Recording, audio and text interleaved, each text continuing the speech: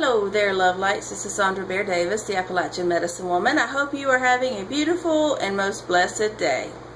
Today I'm going to talk to you from the perspective of a prepper, kind of a metaphysical prepper, an intuitive prepper, you might say, somebody that has just seen the signs and has heard the messages from Great Spirit that it's time, we need to be prepared.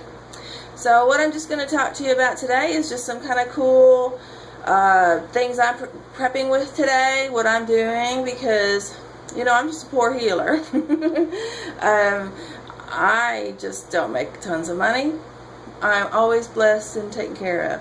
But we're working very hard to prep as best that we can here in this space. So what I did first thing this morning, got on up and went to my favorite produce stand.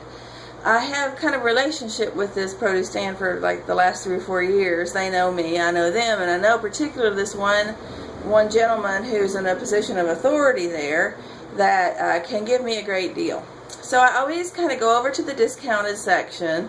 If they have a good amount of things, I'll call him over, I'll ask him to come help me, and I'll ask him what price for everything. You know, he always gives me a really wonderful deal because at least they're making something off of the produce that's not as pretty. Well, today for $10 is all he asked for. This was about 30 pounds of banana in bunches. Bananas in bunches. They had the little bit of brown spots in them. You know, I make a breakfast smoothie pretty much every day. I use hemp protein powder, a banana usually, a little coconut milk, maybe just a little teeny splash of honey, and some chia seeds. This has been really helping me with health and just, you know, I'm trying to eat less meat, trying to eat more healthily. I've been a person that heals other people all the time, never take care of myself, and I'm 50, almost 52 years old now, so I'm having to learn the lesson of self-nurturing, self-caring. So that was a score. You know what I did? I took one bunch, of course, and kept it in the kitchen, but I took the rest of the bunches of bananas and I put them in two black garbage bags. Kind of got as much air out as I could, tied it up, threw it down in our big freezer. We've got one of those great big freezers that's, you know, humongous freezer, and it's only half full. So I put, you know, all those bananas down there. What I'll do is just, you know, what you do with frozen bananas, in the peel, you just pop them loose. You know, you set them on the counter a little while, let them get soft. Then you can peel them and throw them in your smoothie, and they make it cold. They're delicious, and they're just so easy to deal with as far as freezing. Yeah, the skin will get black. You know, you'll think it's rotten, but the inside is lovely. And if you let it thaw all the way out, it's wonderful to use in banana nut bread, things like that. So that was a score. Yay! I thought about putting them in the dehydrator, but my dehydrator is slammed full right now. I only have one. Thinking about maybe putting the oven on just warm and putting some more of this in there, because I had about 30 big eggplants out of that. And we love eggplant. When I dehydrate it, put a little salt on it. And some people eat it for a snack. It's really delicious. Vegans can replace bacon, you know, especially if you were to put a little like a smoked salt on it. But what we do is I take it and just in the dry form, and I kind of chop it up, you know, in smaller bunches, and I throw it in pasta sauce. It then, you know, really kind of sucks up tomato sauce, makes your sauce thicker, gives you more vitamins. It has a more meaty kind of consistency. But I got a bunch of wonderful eggplants today, and so my dehydrator is humming along with that. There were probably 20 great big tomatoes. So what I did was, again, I put them in a double line, 2 garbage bags, put them down in there, try to get as much air as I could, tie them up, put them down in the freezer. Now, part of the reason I do this is I have spent my whole life canning all summer long in the heat, you know, July and August, being from down south, most of the time not even having air conditioner. And I have spent most of my summers canning all summer long. This year I thought what I would do was use my freezer as part of the preps. And yes, if SHTF, if the power ran out or, you know, whatever, you would lose what's in the freezer. but you don't lose what's in the freezer that day. It takes, you know, a freezer like that would take a whole week to thaw out. So I'm going to at that point take and use my off-grid ways of dehydrating, and, you know, use my canner outside over the fire. You know, we have means of canning, you know, even if SHTF. But I thought this year I'm going to use my freezer, you know, as part of my preps. It worked great last year doing that. Now let me put this little caveat in there. I have tons of dehydrated things that I have worked on the last few years. I've got tons and tons of, not literally, but you know what I mean, a lot of canned goods. I got lots of beans and rice put back. So even if, we'd be alright. But I just thought, you know, what works really well is to take the frozen tomato just like out of there whole. I just put it, while I'm cooking soup or something, I just put it kind of in the steam, and then I'm able to peel it, hull it out, core it, and chop it up into the soup. It works great for soup and chili like that. It tasted great. We did it last year all the time. It worked wonderfully. I also canned up last year so many tomatoes. I still have a whole lot of that left. So we were in pretty good shape. Along with that kind of score there at the produce stand, I got a number of cucumbers. My husband's going to go by and get some organic yogurt for us, and I'm going to make the salty lassi yogurt drink with the cucumber in it.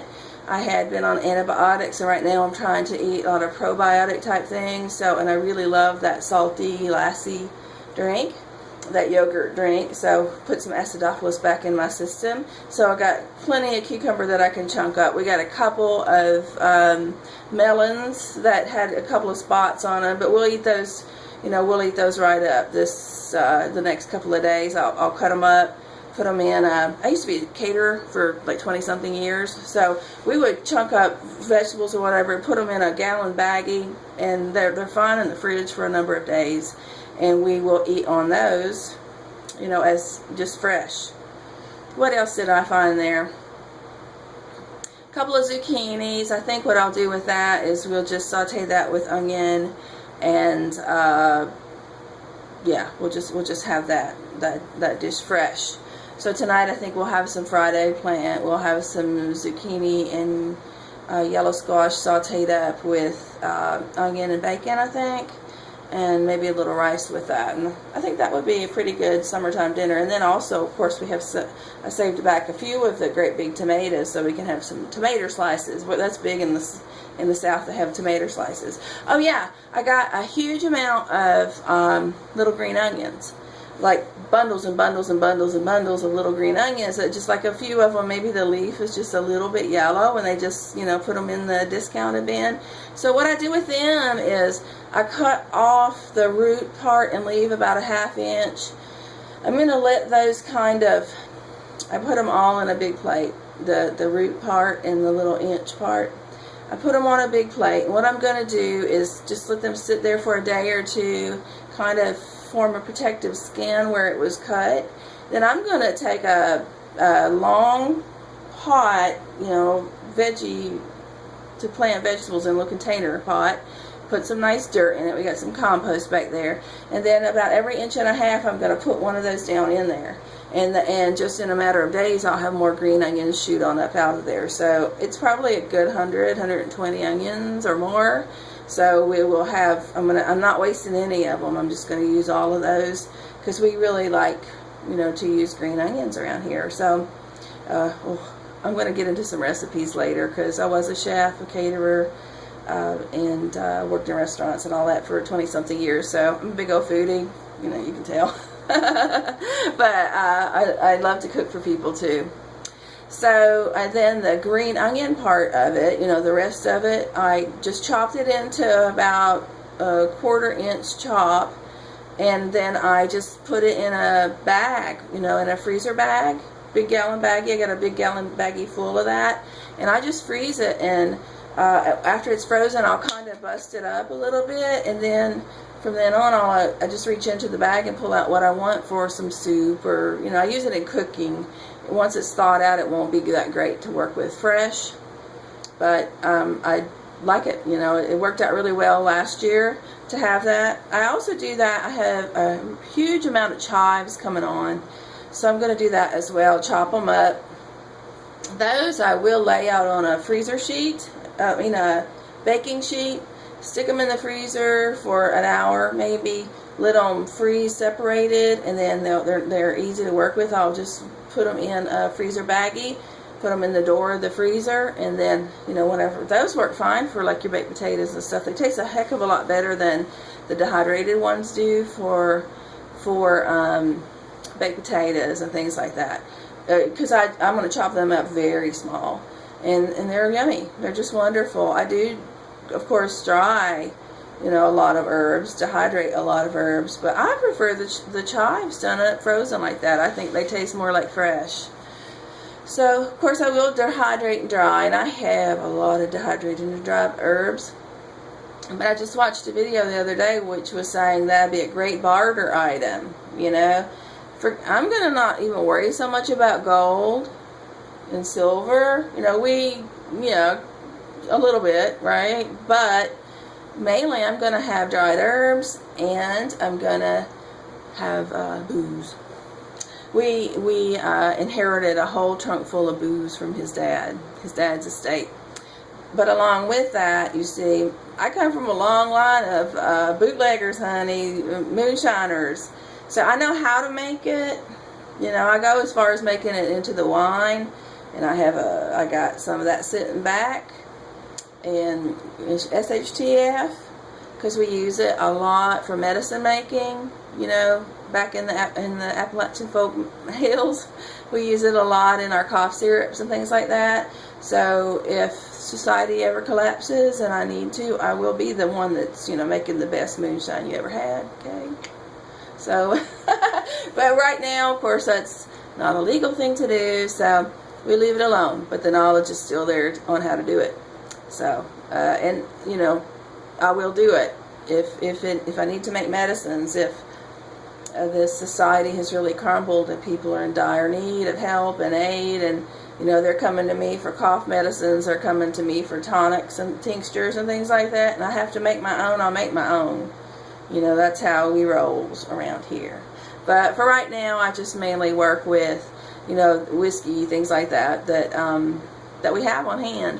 So that's what we'll do. And I'll also, you know, SHTF, I'll be making tonics and tinctures and bartering away with folks, you know, firewood, a little bit of groceries, a little bit of beans and rice, a little bit of ammo, whatever, a book, whatever. You know, we'll be bartering for the healing work at that point. I know that to be the case. So even now, when people want to come to me for healing, I'm happy to barter with them.